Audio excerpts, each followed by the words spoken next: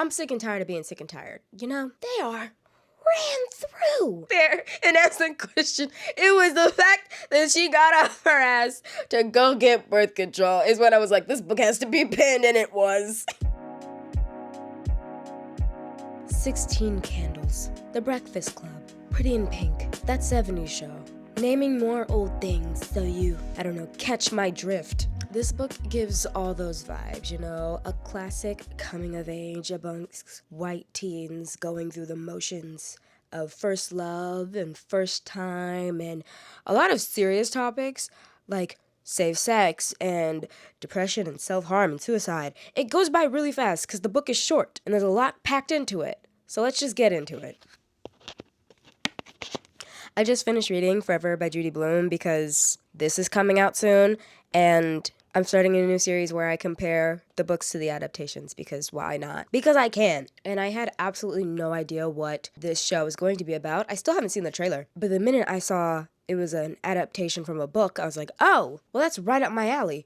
Let me see what this book is about.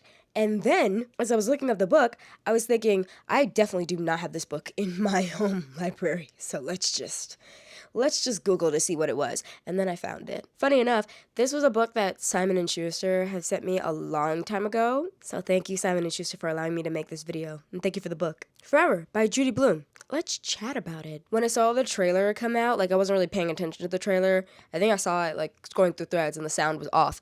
But I did see adults that talked about it saying this was the first spicy book I ever read. This book follows Catherine as she is entering her senior year in high school. We start with her at a party at her friend's house for New Year's Eve, and she sees this boy there that she finds really cute. His name is Michael, and they just hit it off. And she's just your normal average teen white girl experiencing everything that teen girls experience. Catherine meets Michael at a party, and they hit it off, and they start spending a lot of time together. Reads basic teenager shit. It truly reads like we're just reading Catherine's diary. Everything is very one note on the page. We're meeting her family, her developing relationship with Michael, this boy that goes to a different school. Most of the book is just her developing romantic relationship with Michael, from their first kiss together to a lot of discussions about their first time having sex. A lot of this book reads yeah, this is a teenager, and teenagers do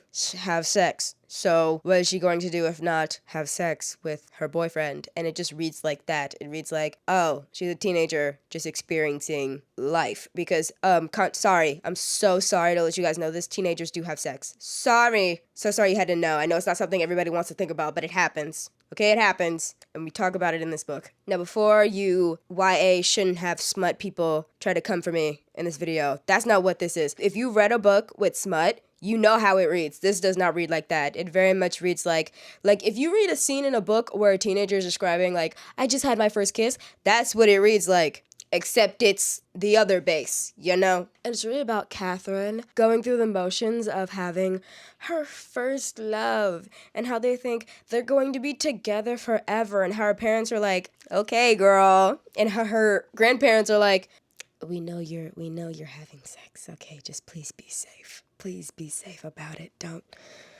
Here's a pamphlet. And being confused about your own feelings when you're that age and that young. Because we also have her two other friends that are in a relationship, I guess, together. Just trying to understand their feelings. Especially this one kid in this book. Oh, he's going through it. He's going through it. Life is not going his way. He doesn't know how he feels. Catherine's best friend doesn't know where to get with him. And it's just... He's really going through it. He's going through depression. His parents won't let him follow his dreams. He attempts suicide at a point in the book. Those parts get dark, and it has nothing to do with Catherine, really. Yeah. But all of this is unfolding along with, we have a teenage girl that wants to slowly experience new things, and we have a teenage boy that's just wants to do it all the time. I don't even like talking about this right now, but you know what? I read it. The things I do for black media. We'll get to that in a second. But all this is going on along with Catherine having to come to the realization that her and her boyfriend that go to different schools will also go to different colleges. and will also not get to spend the summer with each other because they're both getting summer jobs elsewhere.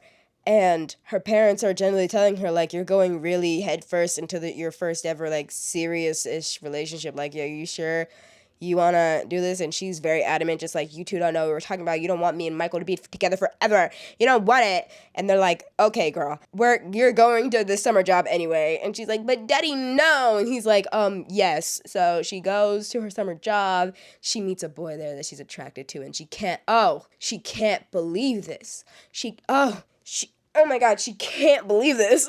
How could you have a boyfriend be attracted to somebody else? Oh my God.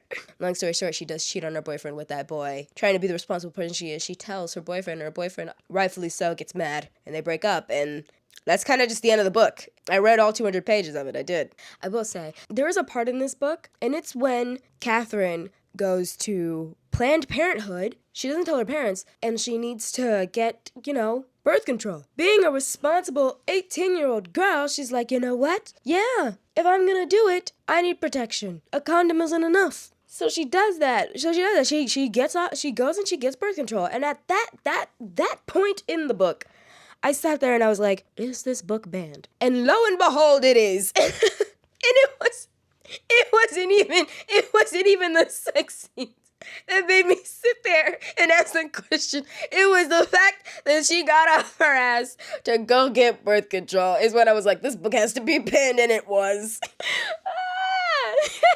That had me pause. Because yeah, you bitches wouldn't want a book that tells people, hey, be responsible, practice safe sex, get birth control. Like, you would not want a young adult to know they have that type of agency. You would ban this shit. You would. You fucking would.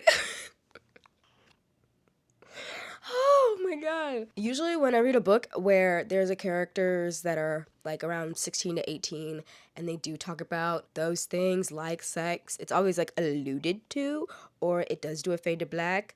This one just like describes it, but not in like a way where it's like, oh, I'm reading like an adult novel right now. It describes it as like I said, like if a teenager was experiencing a first kiss. It's like, oh yeah, this is what my first time was like. Like that's what it reads like. And I'm not gonna sit here and debate whether or not this book should be in schools or not. Okay, that's not what I'm gonna sit here and debate with you on. I think that's up to you as an individual and what you want your children reading. Okay. That's got nothing to do with me. I don't know how they felt about this book when it came out in the 70s, okay? I don't know. I have no idea. I wasn't there, okay? But I will say it's not okay to keep pretending like teens, they're not capable of learning about sex and safe sex at that. Like, I'm not gonna sit here and do that with you. No, that's where I stand. Everyone deserves to know important information about sex and how to practice safe sex. That's where I stand, and that's what this book preaches, and again, that's why you would have it banned. I'm fucking over it. Especially this new wave of these weird little hyper-conservative Gen Z that like to sit there and shame grown adults for engaging with content that has sex in it. Like, that's where I'm, because if you're on Book Talk like me, and if you're a part of the crowd that's saying they're preaching that everybody's an addict because a book has sex in it, first, you're very uneducated about addiction, and two, bet 99% of the time your bio says 19 or you live in a red state. Hi, someone who is older Gen Z and lives in a red state. It's always someone either 43 or 14, and if you're 14, how did you get on my page? Go away. It's so weird to me. The second a sex scene is in a movie, a TV show, or in music, like as if you haven't heard rap songs before, those men are whores, harlots. The things they talk about that they do to women. Oh my God, they are ran through. But the second I read it in a book, now I'm an addict. Now I need to be put on a fucking list. What the fuck are we talking about? I'm not apologizing for that rant. That had to come out. I'm getting fucking irritated. And I need to get off this planet. But let's actually get into the true purpose of why I filmed this video. I've been here for 20 minutes. So, this book is getting reimagined into a series that's being put on. The reimagining is being done by Mara Brock Akil, who is the executive producer and showrunner for the Forever adaptation. It will be put out on Netflix May 8th, starring Love Simone and Michael Cooper Jr.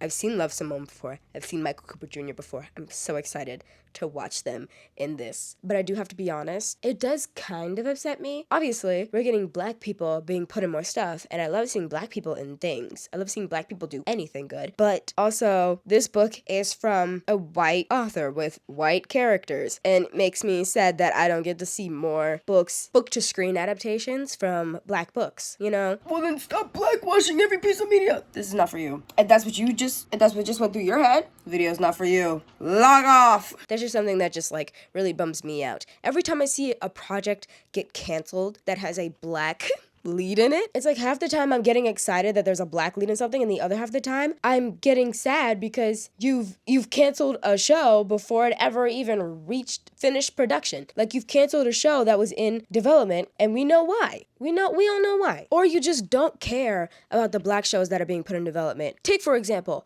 did you know that on June 24th, Ironheart is supposed to come out? Have you seen any promo? Any fucking promo. I've seen promo for every other Marvel project coming out, except for this one. Another thing, everybody loves Buffy the Vampire Slayer, right? I had no clue that they were going to do a reboot of that show with a black lead until I found out they were just gonna do a reboot with the same lead from before, and that's when I found out they had one for a black lead like a minute ago and never did it. Like, what? I asked a bunch of people on Threads, what is a show with a black lead that got canceled or that ended before it ever reached development? And then they gave me some good ones. One that I forgot about was Pitch. I watched like the first season of Pitch at my friend's house one time. The PLL Origin Sin, and I watched the entire first season of that. Lovecraft Country, the Tiana series that was supposed to come out because they said, you know what, y'all gotta ride. You gotta ride at Disneyland. That should keep you happy. The Okoye series, the series that they were gonna make off of Okoye from Black Panther. You wouldn't give the woman from Walking Dead her own TV show? The Gossip Girl reboot, despite me not liking the first season, there were a lot of black actresses in that show, and they gave them like, what, 3 seasons? First Kill.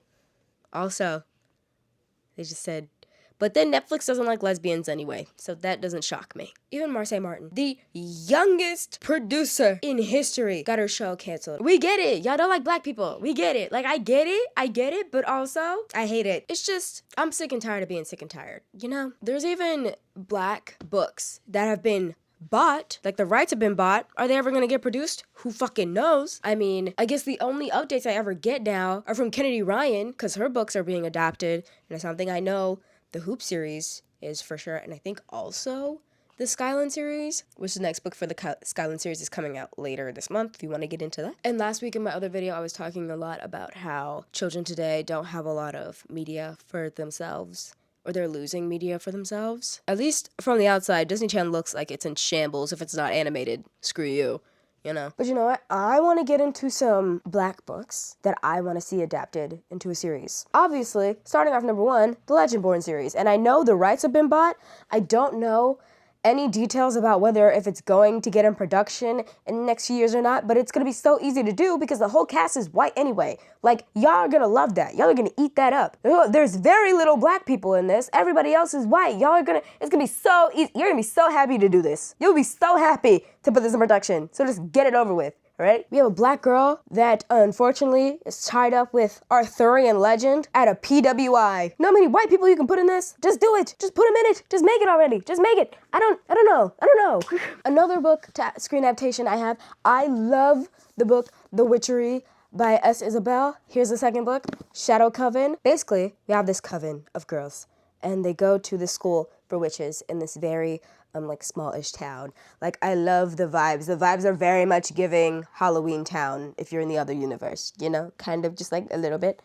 If you brought Halloween Town to the real world, that's what it's kind of giving Halloween Town 3. These girls are trying to stop a curse that's happening in their town. And the first book was really good. We have gay witches, black witches. Oh, it's great. It's a great time.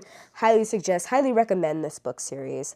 It's fun. I hope the third book comes out soon. I haven't heard anything. It's such a fun concept. It's definitely giving me, like, could be on Hulu. Could be on Disney+, could be on Hulu. Not HBO. I don't trust HBO. Next book series we have Daughters Reverie, or the second book, Descendants of the First. Basically, we have twins separated at birth that have been prophesized to stop the tyrant king in this story. So the king had them separated at birth, but they found each other anyway, and they are the descendants of these gods. Basically, think kind of like Avatar, The Last Airbender, when you're reading this.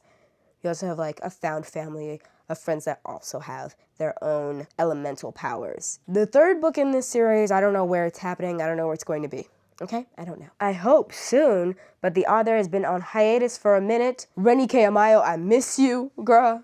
Please, please. And honestly, I would prefer this over Children of Blood and Bone with actual Nigerian people if we ever get that. Right here. It's also giving the new series for Avatar, The Last Airbender. If you don't know, it's also twins separated at birth.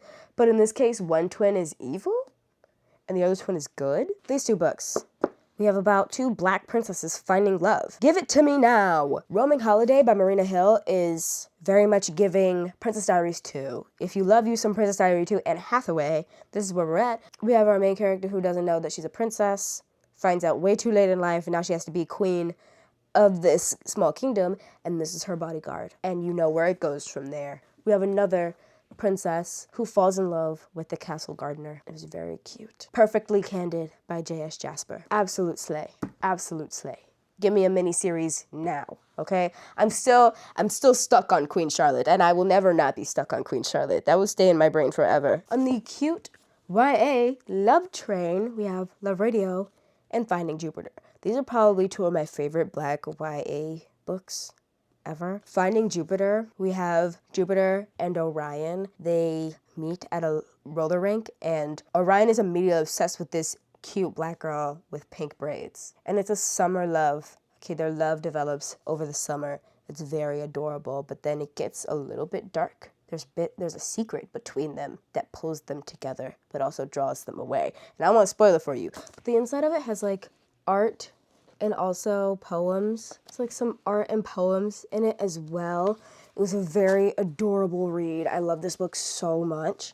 Along with Love Radio by Ebony Liddell. She's a writer, and he has a radio host. He's kind of a little DJ. He's a little radio host DJ, and he gives romance advice on the radio. He's very much a lover boy, and he is obsessed with her. And they bond with each other over their different passions. And lastly, this is a book I'm reading right now. This is an arc for Ebony Liddell's next book, This Could Be Forever, where you have these two young adults that are about to enter their first year in college, and it's kind of giving a little bit of Romeo and Juliet, a little bit forbidden love energy, but they meet at their first year of college, or a little bit before their first year of college.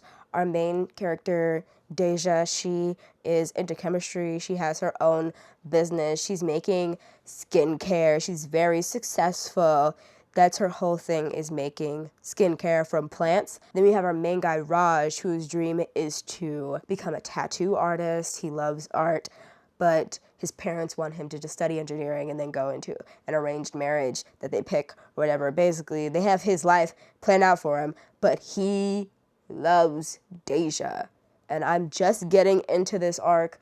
It comes out later this month. I'm eating it up. They're so cute. Right now, you know what we're gonna do? We're gonna watch the trailer for Forever. Because again, I've never seen it. Forever by Judy Blume, being adapted, and reimagined with an all-black cast.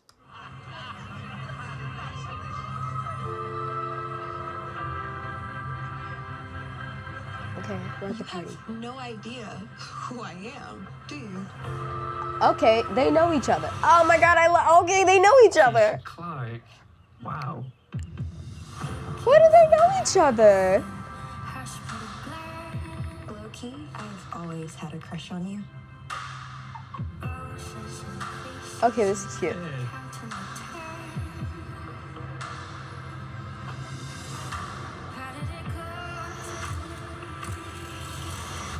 Will you be my girlfriend? How cute!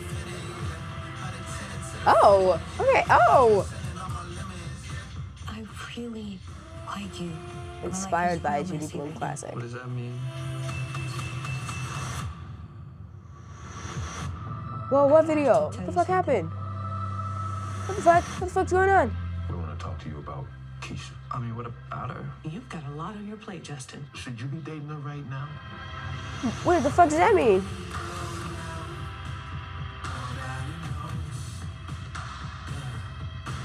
Bitch, what the fuck did she do? You're just weeks away from getting that scholarship. Don't let that boy distract you. Hold on. Is your best shot. She's having it all planned out, don't you? No, we have a plan. I don't want to weigh you down. You don't have to worry about that. Huh? I think we have something good going. Okay. Oh. I love how it looks. Be here for you. Why is it giving forbidden love? What's happening? Trevor?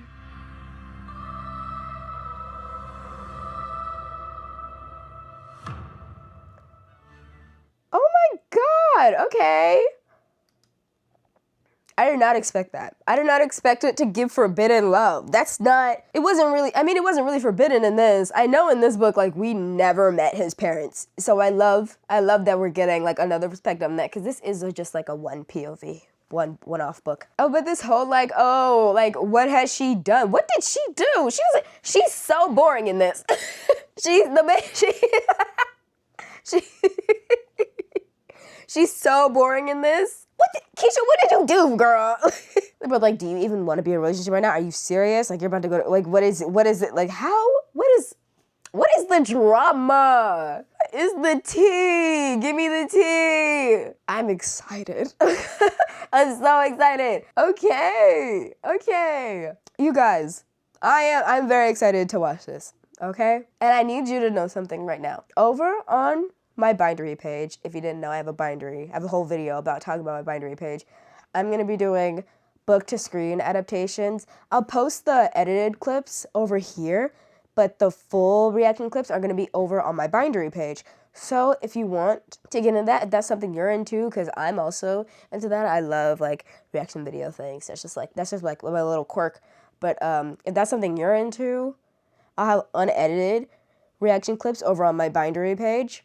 Kind of like, think of it like a Patreon. So if you want to go join that, it's down below. I also have always linking books over there, always finding any books for you to read, having all my early access content and sometimes exclusive content over there on my bindery page. And if we get enough people over there and build a big enough community, we'll be able to have our own imprint and publish books, which is so cool. So if you just come on over. But I'm gagged. I can't wait to get into that. It looks so good. Like, they're phenomenal actors. Okay, well, that's the end of the video. Are there any book to screen adaptations that you like? Are there any ones that you want me to see next? Because I'm also going to be doing this summer I Had Turned Pretty and maybe Hunger Games, reread Divergent, Maze Runner, because I never read Maze Runner. Do you share the same sentiment as me, as wanting to see more original Black content, especially from book adaptations being turned into live action adaptations? What are you reading right now? How's that going? You want to support me as a creator and also possibly be a part of an imprint? Down below, rnrreads.binderybooks.com, down below. And I'll see you in the next one, which is hopefully a reaction video. Okay, bye!